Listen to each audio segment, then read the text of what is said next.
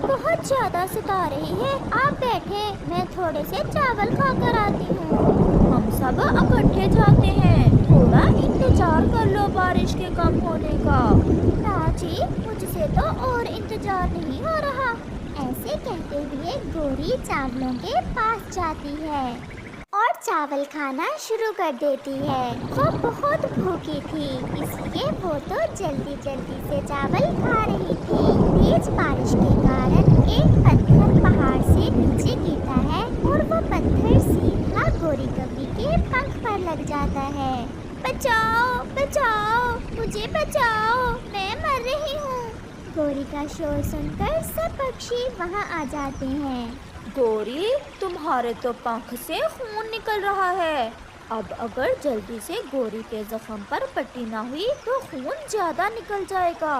कालू, आप गोरी के पास ही रहें, मैं और कबूतर बुलबुल को बुला कर लाते हैं। कबूतर भैया जल्दी जाओ, मेरे बहुत दर्द हो रहा है। हम यूं गए और यूं आए, बस आप हौसला रखें, कुछ भी नहीं होगा। वो उड़ते हैं। बुलबुल भी घर में ही बैठी थी, उसके पास भी भोजन खत्म हो चुका था। वो भी भोजन को लेकर बहुत परेशान थी। टुनटुना और कबूतर वहाँ आते हैं। बुलबुल बहन, जल्दी चले हमारे साथ।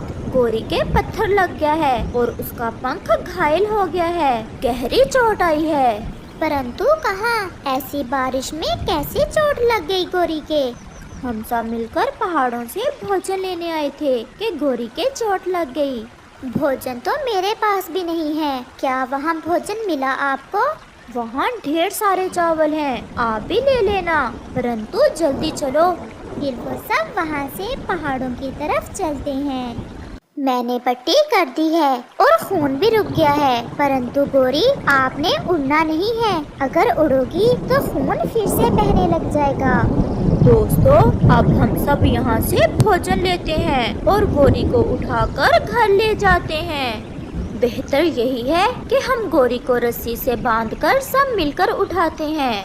वो भोजन लेते हैं और गोरी को रस्सी से बांधकर उठा लेते हैं। बारिश तो रुकने का नाम ही नहीं ले रही थी, परंतु वो सब हिम्मत से काम लेते हैं। वो बारी बारी गोरी को उठा रहे थे और ऐसे ही वो गोरी के घर पहुंच जाते हैं। आप सबका बहुत बहुत धन्यवाद, जो आप सब ने हमारी इतनी मदद की। जब मैं घर से निकला तो अकेला था और बहुत डर रहा था। फिर जब आप सबका साथ मिला तो मुझ में हिम्मत पैदा हुई और मैं अपने परिवार के लिए भोजन ला सका। जब तक हम सब इकट्ठे और साथ साथ हैं तो हमें कोई डर नहीं। गोरी भी अब पहले से बेहतर थी। आप दोनों अब भोजन लेकर जाएं, बच्चे इंतजार कर रहे होंगे। फिर कबूतर और टुनटुना वहाँ से अपना अपना भोजन लेकर उड़ते हैं। खुश थे क्योंकि वो अपने परिवार के लिए भोजन ढूंढने में कामयाब हो गए थे और उन्होंने तेज बारिश में सब कर लिया था।